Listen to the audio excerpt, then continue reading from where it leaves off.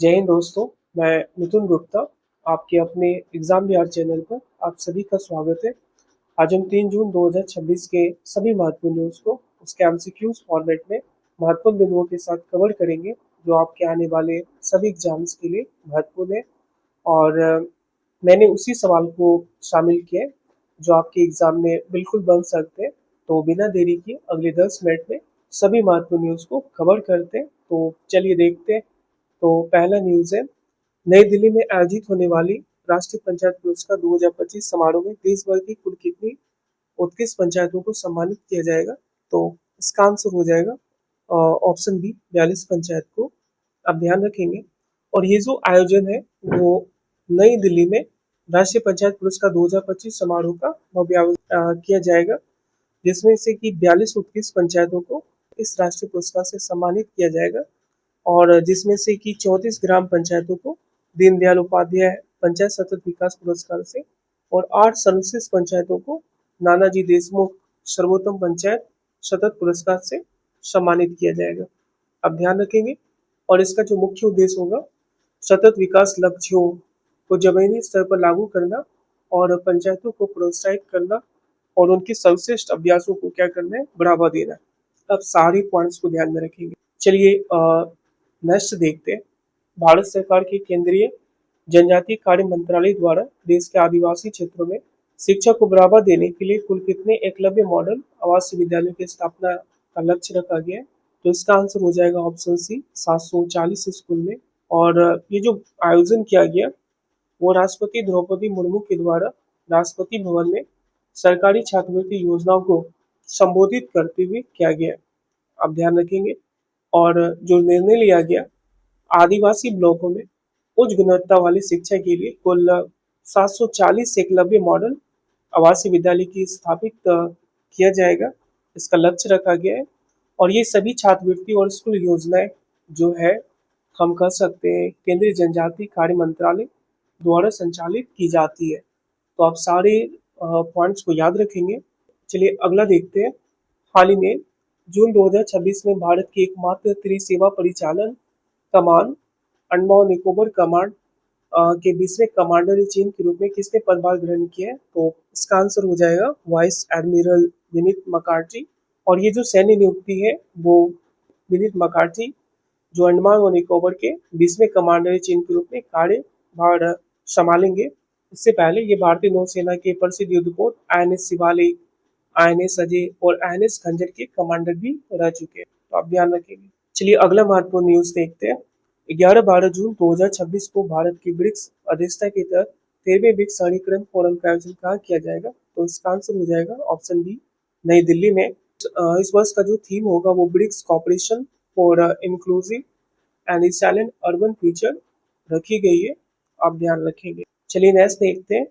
हाल ही में जून 2026 में भारत के व्यापार और निवेश इकोसिस्टम में भाषाई बाधाओं को दूर करने के लिए उद्योग संवर्धन और आंतरिक व्यापार विभाग ने निम्नलिखित में से किस डिजिटल प्लेटफॉर्म के साथ समझौता किया है? तो इसका आंसर हो जाएगा option B, digital India Bhashini. अब ध्यान रखेंगे। और ये जो समझौता है वो उद्योग संवर्धन और आंतरिक व्यापार विभाग DPIIT और डिजिटल इंडिया भाषिनी डिवीजन ने व्यापारिक सुगमता के लिए समझौते पर हस्ताक्षर किया है। और इसका जो मुख्य उद्देश्य, जो भाषा की बाधा है उसको पूरी तरह से क्या करना है, खत्म करना है। तो इसे 8वीं अनुसूची के सभी 22 भाषाओं में उपलब्ध कराया जाएगा। आप ध्यान रखेंगे। चलिए नेक्स्ट देखते हैं।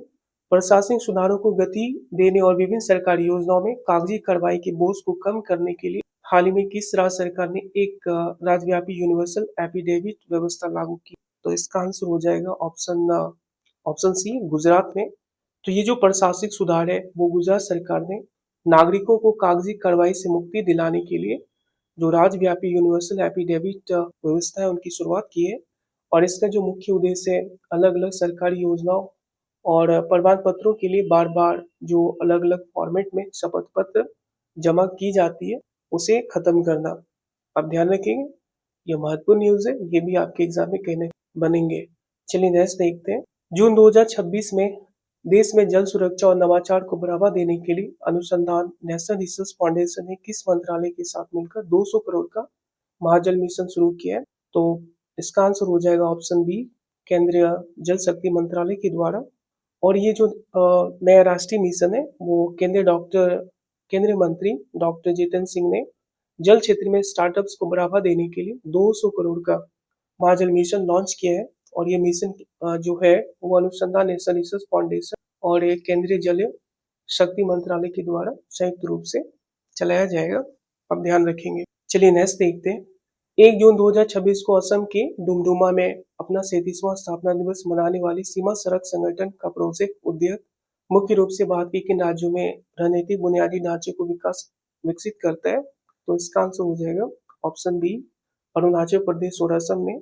और जो सीमा सड़क संगठन यानी बीआरओ वो 1 जून 2026 को असम के डुमडुमा में प्रोजेक्ट उद्यत का 37वां स्थापना दिवस मनाया है।